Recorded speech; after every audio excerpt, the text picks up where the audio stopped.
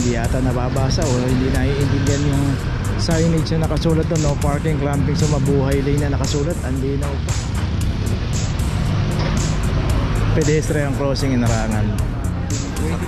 Okay sir. Bali, ginawa natin para nagkaroon siya ng pinaklamping na lang natin. club na lang po. Hindi na lang din. Sira kasi. Bali, sir, dito hanggang saan ba yung dapat pumarada lang dito? Bali, may usapan ng school dyan, regarding dito. Oo. Pagka may mga event sila, may mga totally, wala talaga nakaparada. Dapat malinis dito. Oo. Alam nyo kanina, napansin niya, di ba? Yung mga nakaparada rito. Bata, talagang na-apektuhan dahil sasakyan na po. Oo, hindi sila makaano, no? Kung saan, pwede tayo magparada. Ngayon po, 2023 na, sumunod po tayo sa batas trapiko. Huwag po tayo maging pasaway. Yun lang po, salamat.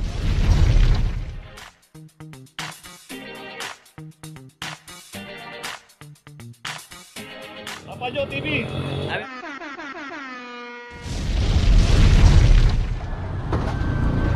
Location natin, Earnshaw Corner, Lacson Avenue. At dito yung isang Ford Ranger ang naklam dito, 2314. Dito rin sa habaan ng Earnshaw, makita natin bawal pong pumarada rito. May mga signage na po dyan, no? Dito pa pagka dumadaan po yung clamping, marami pong lagi nakaparada rito. Dito rin yung isang Honda City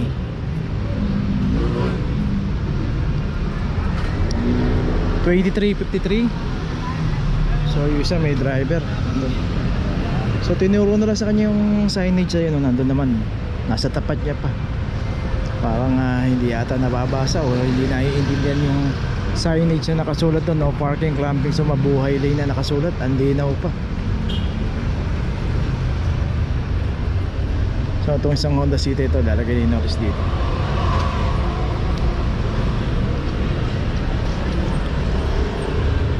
So ganoon naman, pagka inabutan nila, ang kaso, ang problema, baka mamaya matsambahan tayo. Pag natsambahan tayo, todo pakiusap, pipilit pa natin na sandali lang tayo, may kinuwalan tayo, pero yung pinaradahan po natin bawal, at saka may nasa tapat pa yung signage. Okay, tuloy na po tayo.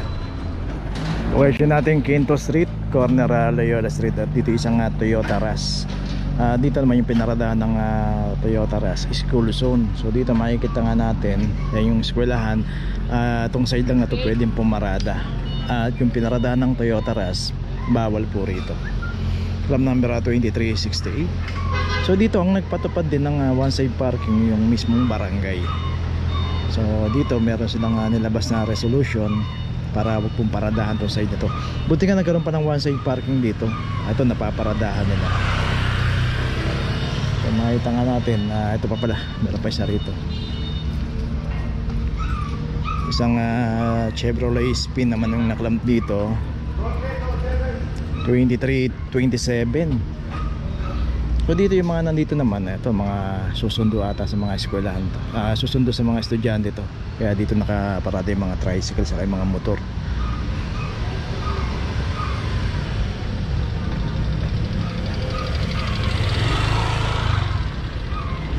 So dito kung paparada tayo, magtanong muna tayo, dito ba may nanguhuli, may nagkaklamp ba rito? So kung wala naman at napagtanong nila, mapapansin natin halos dalawa lang sila nakaparada rito.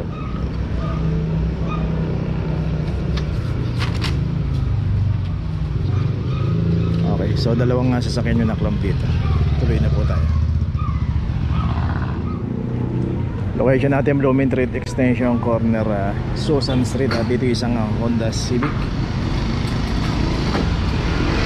number 2349. Ayun si Kuya tinatawag yung may-ari ng sasakyan, pero ito nakaklamp na. So dito naman pagka inabutan po ng driver yung sasakyan at hindi pa nakaklamp, ayun pwede pong pagbigyan nyo. Pero pagka nakaklamp na po, saka lang dumating ang driver, hindi na po pwedeng tanggalin yan.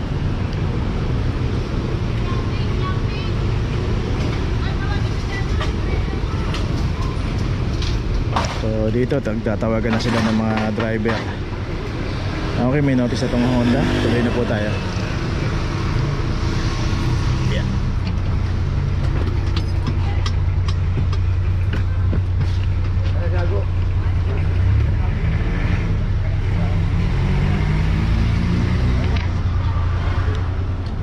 Location natin Blooming Street Extension, corner Tres Marias. Dito isang Toyota Vios. Dito rin pumarada, syempre paboritong paradahan, Center Island. Dito nga every time na dumadaan ng clamping, hindi po maiwasan o laging mayroong nakaparada rito sa Center Island. From number 0022.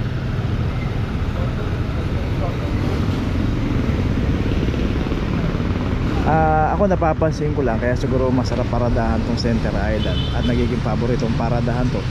Kita nyo naman may puno, so syempre malilim, hindi mainitan yung sasakyan nila. Pero sana alam din nila na bawal palang paradahan ng Center Island. Ay nako, tuloy na po tayo.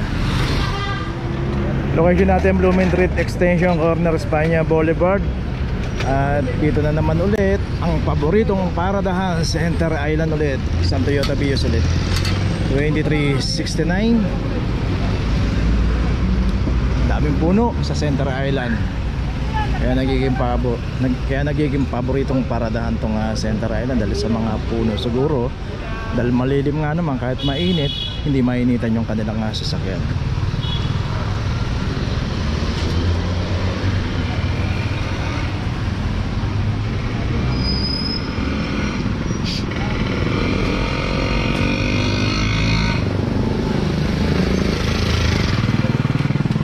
Okay, ito meron na rin notice. Tuloy na po tayo. Location natin Vicente Cruz, corner G. Tuason. Dito yung isang Isuzu Highlander 2374. At ito wala ring driver.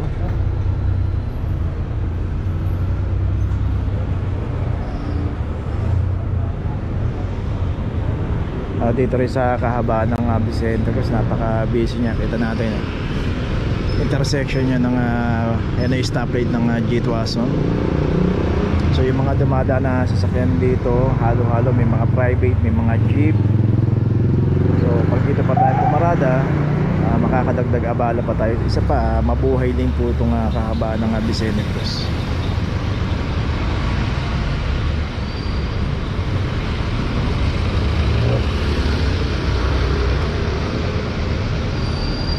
Okay, ito may notice na. Tuloy na po tayo. Location natin De La Puente Street, corner Amelia Street. Dito yung isang Innova. Dito makita nga natin pinadaan ng Innova.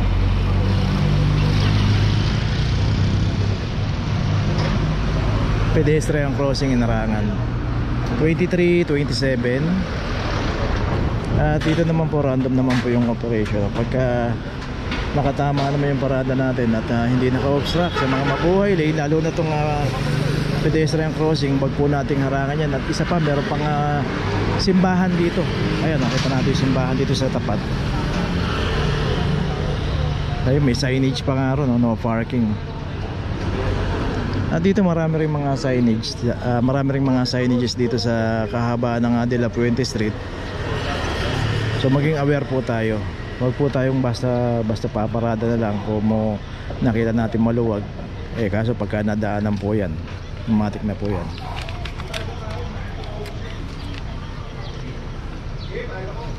Okay, may notice na. Tuloy na po tayo.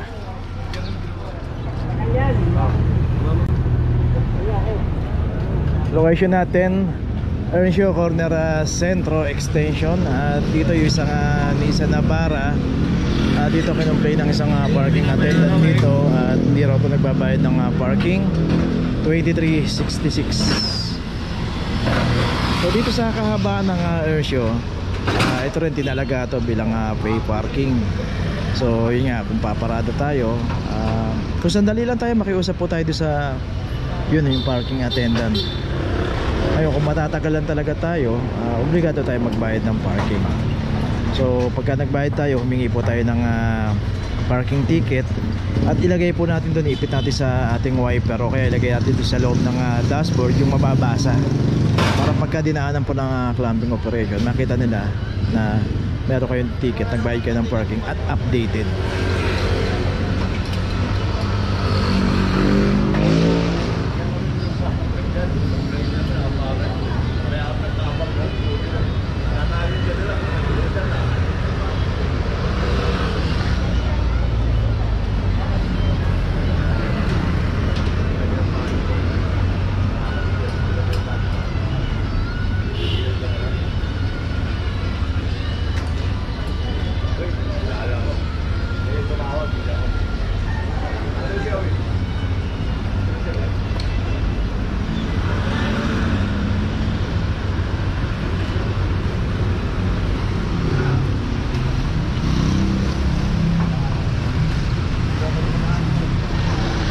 Okay, ito meron na rin notice, tuloy na po tayo. Okay, dito ngayon tayo sa G. Tolentino Street, corner ng Loyola Street. Dito eskwelahan, school zone. Tapos dito nakaparada yung isang expander from number 2351. Dito makikita natin tinuto yung mga ibang mga sasakyan dito, mga nakaparada, mga naka-illegal park dito. So ilang towing service, ilang towing truck yun nandito? Dalawa. So dalawa ata yung hakutin dito.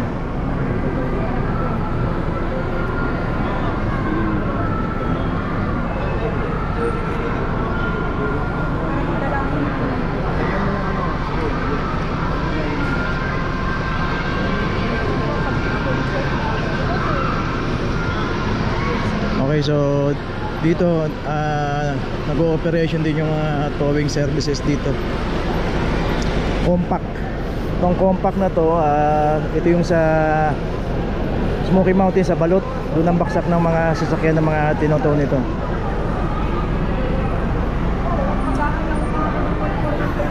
Okay, so dito yung isang sasakyan dito na-clamp. Boss, picture ako. Hindi natin na masisira kasi yung sasakyan. Okay sir. Bali, Ang ginawa natin para nagkaroon siya ng pinaklamping na lang natin. clamp na lang po. Hindi na lang ginawa. Masisira kasi. Bali, sir, dito hanggang saan ba yung dapat pumarada lang Bali, dito? may usapan ng school dyan, ligating dito. Oo. Pagka may mga event sila, may mga totally, wala talaga nakaparada. Dapat malinis dito. Oo. Nasa usapan na yun. Sa usapan niya. Ayan nga, may railings tayo eh. Okay, okay. So, Nasa usapan na yun pagka Alam talaga nyo kanina, napansin niya, di ba? Yung mga nakaparada rito. Mga bata, talagang naapektuhan dahil sasakyan na to. hindi sila makano, no? Lalo pagka pasok ka sa kalabasan, no? Yun, siya pa yun. Saka school room, sir. Bawal talaga school zone. Kanina yung kantata, yung event ng kantata kanina. Tapos may event pa ngayon. Oo, may event. Sige. Sir, salamat po. Sige po. Sige, thank you. So yun, meron pang event dito, no, sa eskwelahan. Face mask kantata nila. So dapat talaga itong area na to clear. So ito, location natin, Reten Street, corner San Anton. Dito yung isang Toyota Hiace. Dito rin, no, one side parking lang dito. At yung pinarada ng Hiace, bawal dito lang dapat sa side na to. Yan. So dito alam naman nila yan na bawal dito, pero dito pa rin pumaparada. Kaya ayan, pagka inabutan po ng operation ito mga klan, 2375. Ilagay lang natin sa tama. Alam naman natin na pagka dyan natin pinarada yan at nadaanan ng operation, sure po tayo na makaklamp yan.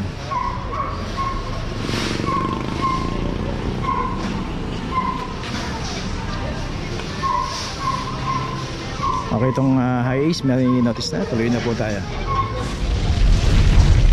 Dito na ngayon tayo sa opisina ng clamping sa impounding dito sa Central.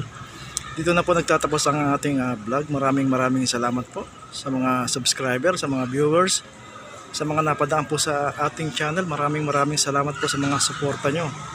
Sa mga hindi pa po nakakapag-subscribe, subscribe na po tayo mga kabayan. Maraming salamat po. Mabuhay!